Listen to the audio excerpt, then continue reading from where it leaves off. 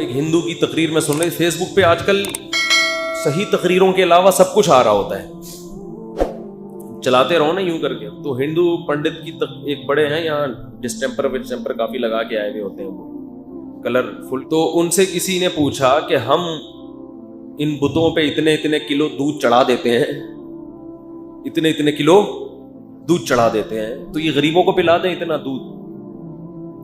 دودھ ہم کیا کریں، غریبوں کو پلا دیں، یہ بھگوانوں پہ جو چڑھایا جا رہا ہے اتنا دودھ.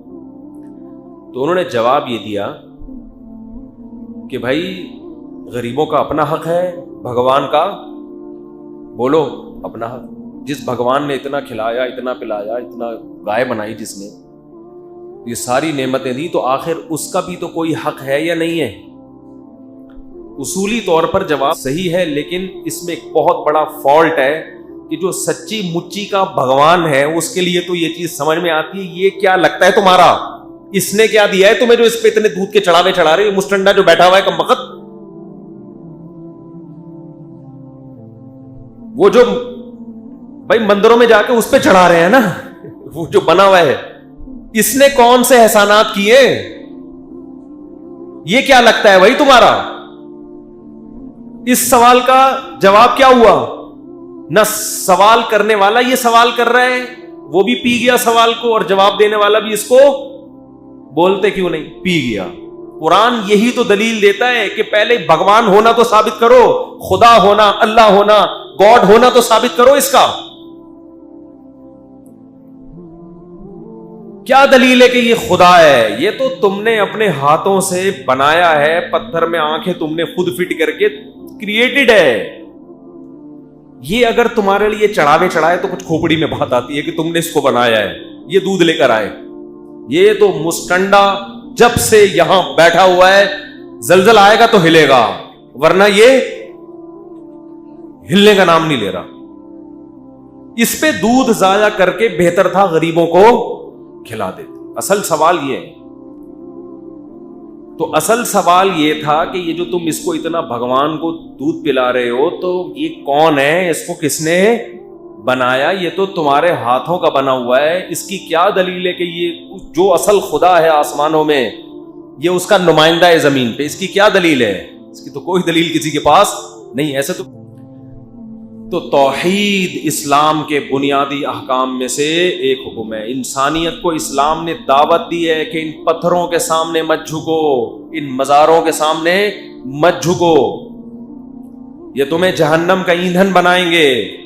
اللہ کہے گا ایک ہندو بچی کا فون آیا، بیچاری مسلمان ہو گئی تھی، اس نے کہا کہ میرے ابا صبح مٹھائی رکھ کے جاتے ہیں بھگوان کے سامنے، شام تک وہ مٹھائی ویسی کی ویسی پڑی رہتی ہے، بھگوان کو اتنی توفیق نہیں ملتی کہ یوں منہ نیچے کر کے اس کو غور سے دیکھ ہی لے. بھائی آپ مہمان کے سامنے کوئی اچھی چیز رکھو، بھوک نہیں بھی ہوگی، دونے والے تو لے ہی لے گا نا.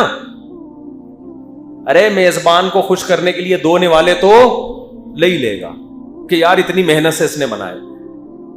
یہ بھگوان ایسا ہے کہ اتنی بھی توفیق نہیں کہ یوں کر کے دیکھ لے، جیسے دیکھ رہا ہے ویسے کے ویسے ہی دیکھ رہا ہے، پھر ابا شام کو آ کے اٹھا لے. اس کا بھی یہ بھی پنڈت جی سے سوال پوچھا گیا تھا کہ ہم تو دیکھتے ہیں مٹھائی رکھو شام کو ویسی کی ویسی. تو پنڈت جی کا جو ارشاد تھا، انہوں نے ارشاد فرمایا کہ یہ جو مٹھائی سے جو گیسز نکلتی ہیں، گیسز، ان گیسوں سے بھگوان لطف اندوز ہوتے ہیں. ان گیسوں سے بھگوان کیا ہوتے ہیں؟ بولو، لطف اندوز. پہلی بات تو یہ ہے کہ بھگوان اتنے نفیس کیوں ہیں، اتنی پرتکلف لائف ان کی ہے. بھائی اتنا نفیس مہمان آئے، مٹھائی سونگنے سے اس کا شوگر لیول بڑھ جائے، کہو گے بھائی اتنے نفیس لوگ اس معاشرے میں چل نہیں سکتے. دوسری بات یہ کہ بھگوان لطف اندوزی کے لیے اس گیس کا محتاج کیوں ہے جو اس میں سے نکل رہی ہے؟ اس کا مطلب وہ بھگوان نہیں ہے، وہ تو مادی چیزوں کا محتاج ہے. خیر میرا مقصد ابھی ہندو مذہب کو چھیڑنا نہیں ہے. میرا مقصد تو یہ بتانا ہے کہ شکر ادا کرو، اللہ نے ہمیں کیا بنایا؟ توحید پرست۔ ہمارے پاس اس خدا کے خدا ہونے کے دلائل ہیں جس پہ ہم ایمان رکھتے ہیں۔